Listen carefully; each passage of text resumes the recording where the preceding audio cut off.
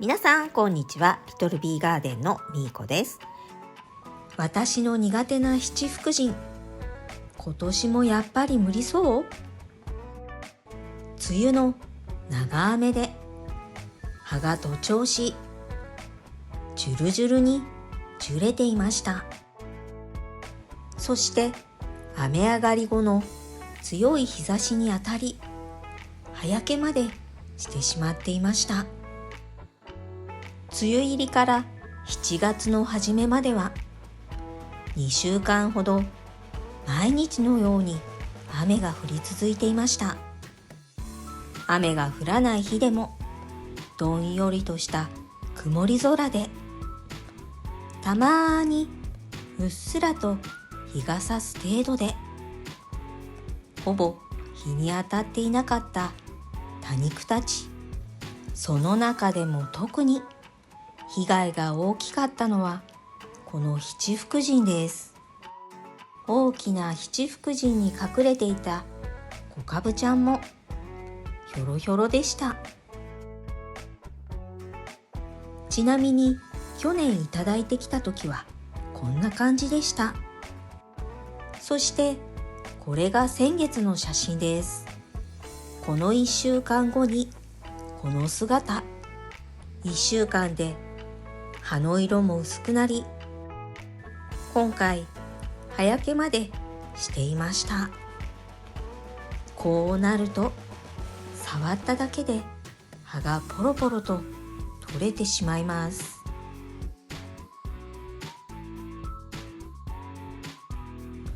葉先がじゅれて透明になっているため、葉ざしにも使えません。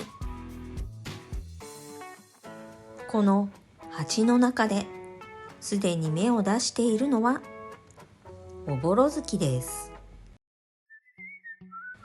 地面に落ちていた葉を拾い投げ入れていただけなのに、あっという間に芽が出ていました。七福神もおぼろ月のように簡単に増えてくれると嬉しいんですけどね。鉢を回しながらじゅれた葉を取っていると、茎が黒くなり穴が開いている七福神がいました。ハサミでカットして茎を確認してみます。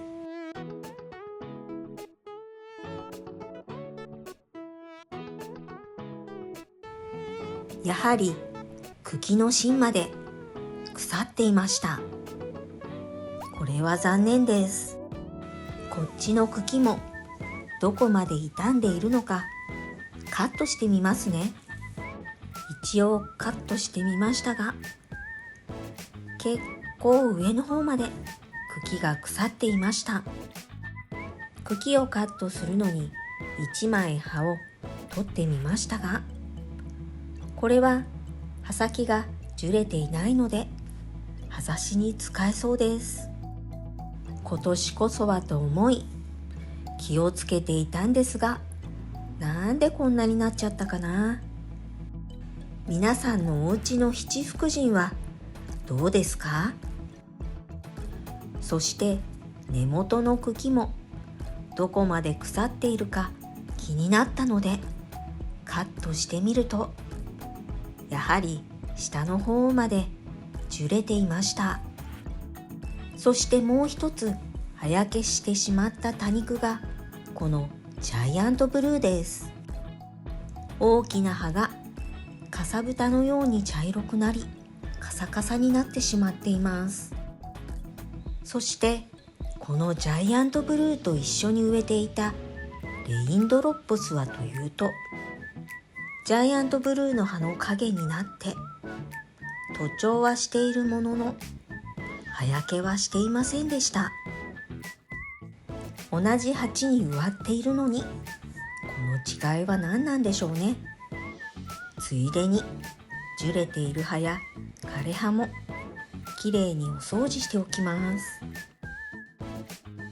こういう枯れ葉があるとカビが発生したり病気の原因にもなるので早めに取り除いておきます。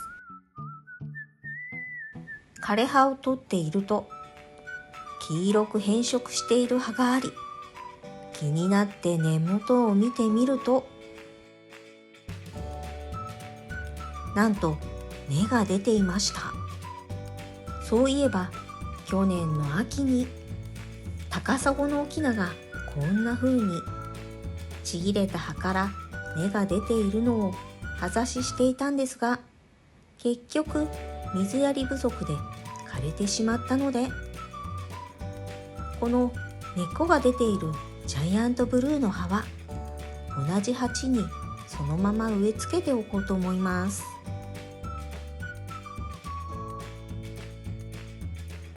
このまま暑い夏を乗り切って新芽を出してくれるといいんですけど、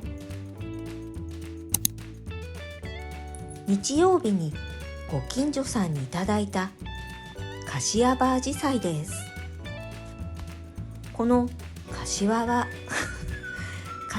アジサイは八重咲きのアジサイなんです。八重咲きなので花にボリュームもあり、とても綺麗なアジサイです。上手に育てられるか心配ですが、大きなお花があると庭も華やぎますね。雨の日はオーニングを下ろしていますが、それでも濡れてしまった多肉はこんな風に葉がじゅれてしまっていました。雨の後、ここ1週間ばかりは気温も高く、多肉が蒸れる条件が揃っていました。そして今年初めてナメクジ被害にも遭いました。